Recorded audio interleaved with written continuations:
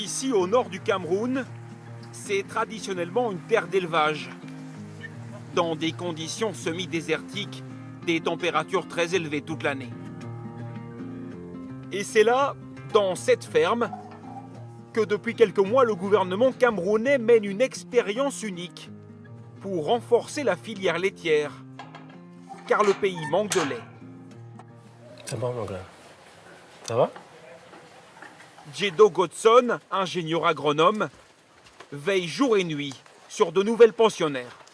Ah, ces vaches, elles viennent de France. Des vaches françaises au Cameroun. C'est une joie.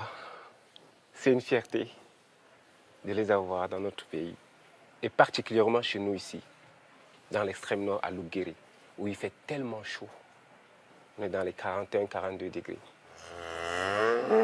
Un environnement bien différent pour ces vaches, pour le moment en période d'acclimatation.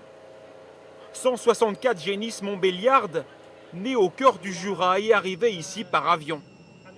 Un voyage de 5000 km encadré par des vétérinaires aux petits soins.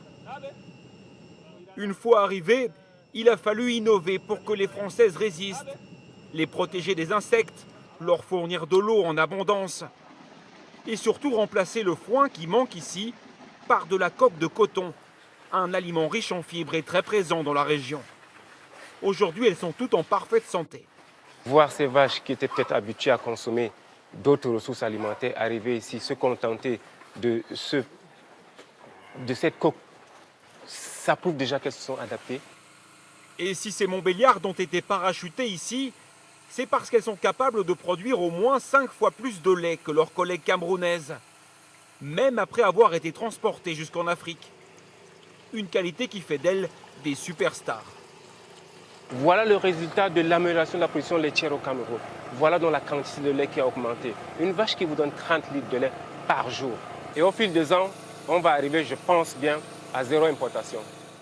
Car le Cameroun produit trop peu de lait. L'essentiel est importé en poudre. Alors pour ce programme, le gouvernement a vu les choses en grand. Il a emprunté 80 millions d'euros auprès de la Banque mondiale. Ensuite, commence la deuxième phase. 5 mois après leur arrivée, les Montbéliardes reprennent la route. Les vaches sont réparties chez des éleveurs de la région. Madame Bakary est la première bénéficiaire. La grande. Emmène-la par là, par ici. C'est à elle désormais de prendre soin des animaux. Dans sa ferme cohabitent des vaches camerounaises et des vaches françaises, une première dans le pays.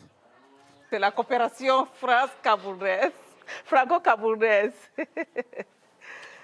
Je rêvais avoir une vache proprement laitière. Et aujourd'hui, le rêve est devenu réalité.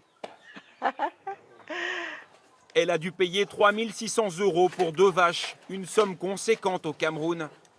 Mais cette éleveuse espère pouvoir quintupler sa production de produits laitiers et augmenter ses revenus.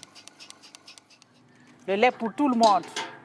À boire en lait frais, lait pasteurisé, en yaourt, en fromage et obtenir aussi le beurre.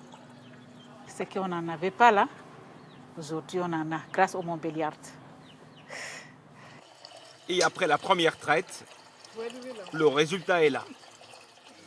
Il est bien mousseux, il est tout blanc, il est un peu plus lourd. Ça fait plaisir à voir. Bien sûr, ça fait un grand plaisir. Paf. Voilà. Toutes les vaches envoyées au Cameroun avaient été inséminées. Elles ont donné naissance à plus d'une centaine de veaux.